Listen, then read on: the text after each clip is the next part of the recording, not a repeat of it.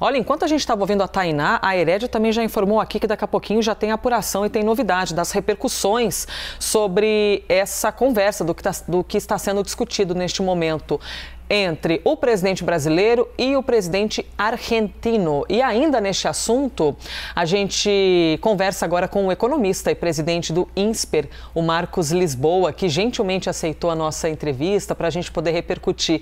Essa que é a primeira viagem de Luiz Inácio Lula da Silva, viagem internacional.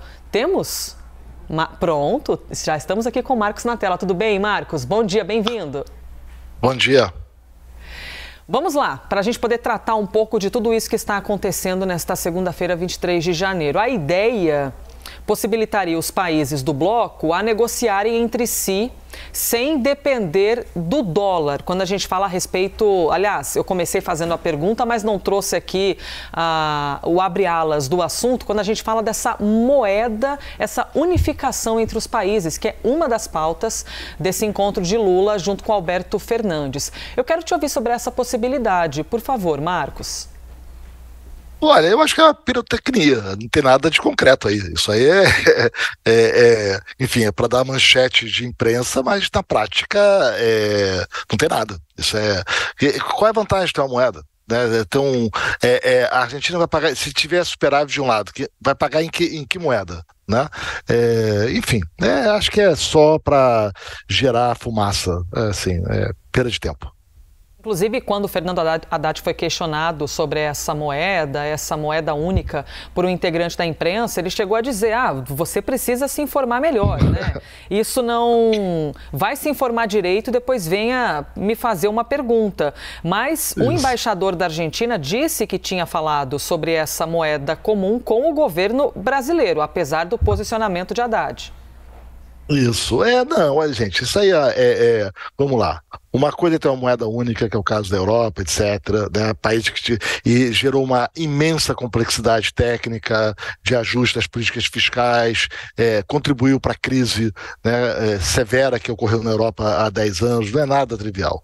Outra coisa, são essas ideias, enfim, que ficam pipocando por aqui, né? De, por exemplo, ter uma moeda de troca entre comércio entre Brasil e Argentina. Mas, de novo, o problema da Argentina é a inflação que eles têm um problema de restrição cambial, eles têm uma série de dificuldades graves, né? Enfim, de novo, não tem nada aí. Isso aí é pura perda de tempo. Ei, Marcos, Thaís Herédia aqui, meu caro, que bom estarmos. Oi, Thaís, tudo bem? Tudo bem, você? Me atropelei aqui, Elisa. Não, mas por Desculpa, favor, chega mais. Eu só ia lhe apresentar, mas a casa é sua. Marcos, olha, conversando com a equipe econômica, o que eles disseram, tentando explicar aí que focinho de porco não é tomada, é que a ideia para curto prazo é lançar um mecanismo de financiamento dos importadores argentinos, como a China já faz. Aliás, a China tomou a liderança como maior exportador para a Argentina há 2 anos e o Brasil hoje está numa segunda colocação ali com baixa competitividade. Queria te ouvir um pouco sobre essa ideia de fazer um financiamento. A ideia é usar o fundo garantidor às exportações, com garantias reais da Argentina, contratos futuros, recebíveis e tudo mais.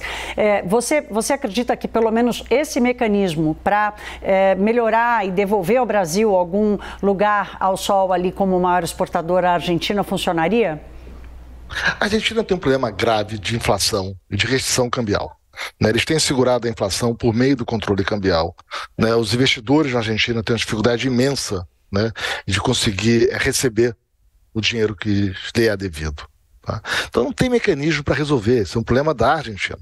Eu acho que, infelizmente, o Brasil, de novo, né, está optando por não fazer acordos com os países com os quais nós podemos nos beneficiar, né? Como, por exemplo, a questão Europa, OCDE, Estados Unidos, né?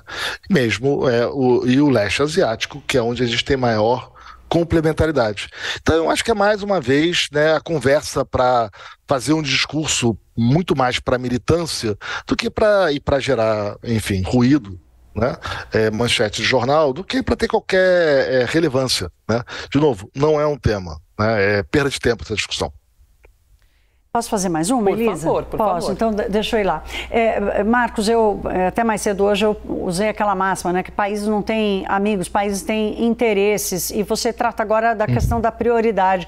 Queria te ouvir um pouco sobre isso, quer dizer, o Brasil está atrelado à Argentina por causa do Mercosul, tem a discussão do acordo com a comunidade europeia, tem a discussão se vai entrar ou não na OCDE. Qual é a tua primeira impressão daquilo que o governo Lula está sinalizando ali como sua prioridade de política externa?